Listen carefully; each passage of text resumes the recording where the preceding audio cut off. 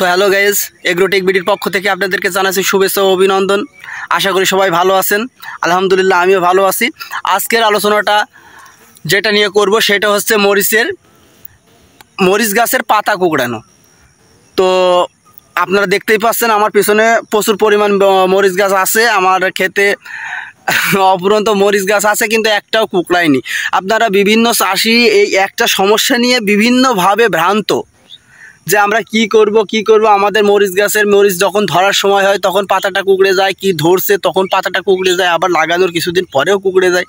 এই সমস্যাটার সমাধান এই সমস্যাটার সমাধান হচ্ছে আপনারা হয়তো মরিচ চাষ করতে গিয়ে অধিক পরিমাণ সেচ ব্যবস্থা করেন। তো আপনাদেরকে প্রথমে যেটা বলছি সেটা হচ্ছে মরিচ গাছে অধিক পরিমাণ সেচ চলে না। দ্বিতীয়ত আপনারা একটা থেকে বিরত থাকবেন, একটা সার থেকে বিরত থাকবেন। আপনারা হয়তো ভাববেন যে আমার পাতা কুঁকড়ে যাচ্ছে, পাতাটা শার্ট করতে হবে, যার কারণে আমাদেরকে ব্যবহার করতে হবে গাছের নাইট্রোজেন। তো সবাই এই একটা বিষয় সাবধান, মরিচ গাছে নাইট্রোজেন চলে না, মরিচ গাছে ইউরিয়া সার চলে না। আপনারা মরিচ গাছে কখনোই ইউরিয়া সারটা ব্যবহার করবেন না। প্রয়োজনে আপনারা সামান্য পরিমাণ ডিএপি ব্যবহার করবেন, তাতে মরিচ গাছটা সতেজ থাকবে। এবং আপনারা যতটা পারেন পটাশিয়াম ব্যবহার করবেন। আপনারা আপনাদের মরিচ গাছে পটাশিয়াম ব্যবহার করবে, তাতে গাছটা সুস্থ থাকবে। আমার আছে, আমি দেখাচ্ছি ডাইরেক্ট, আপনারা দেখে প্রমাণিত। সো হয়তো এখনও একটা গাছও কুঁকড়ায়নি, ভবিষ্যতেও কুঁকড়াবে না। আর মাত্র একটা স্প্রে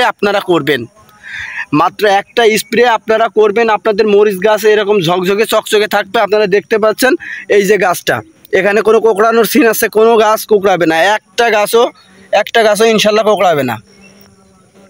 দেখতে পাচ্ছেন একটা গাছও কোঁকড়াবে না। তো এইটা রোধের জন্য আমরা কি ব্যবহার করব? এই যে মরিচ একটা পাতাও কোঁকড়ায়নি, এইটার ব্যবহারের জন্য আমরা কি করব? আমরা প্রথমে যেটা করব সেটা হচ্ছে চ্যানেলটা সাবস্ক্রাইব করব, যাতে পরের বার যে কোনো বিষয় দিয়ে ভিডিও দিই আপনার সামনে যায়, আপনার উপকার পান। তো বেশি কথা বাড়াবো না, ভিডিওটা একটু শেয়ার করে দিবেন। তারপরে আপনাকে যেটা বলি সেটা হচ্ছে মরিচ গাছ যদি এরকম ঝকঝকে চকচকে রাখতে হয়, এই যে দেখতে পাচ্ছেন মরিচ গাছ যদি এরকম ঝকঝকে চকচকে রাখতে হয়, তাহলে প্রতি সপ্তাহে একদিন আপনারা থিওভিট স্প্রে করবেন। প্রতি সপ্তাহে একদিন থিওভিট স্প্রে করবেন, আর সপ্তাহে একদিন যে কোনো জাবের ওষুধটা খুবই গুরুত্বপূর্ণ। জাব লাগতে দেওয়া যাবে না, জাব লাগলে এটা কুঁকড়াবে। জাবের ওষুধটা স্প্রে করবেন, কোনো পোকার ওষুধের দরকার না। হালকা পাতলা একটু মাঝে মাঝে যদি পারেন না আপনাদের খেতে মাসে একদিন ছত্রাকনাশক ব্যবহার করবেন।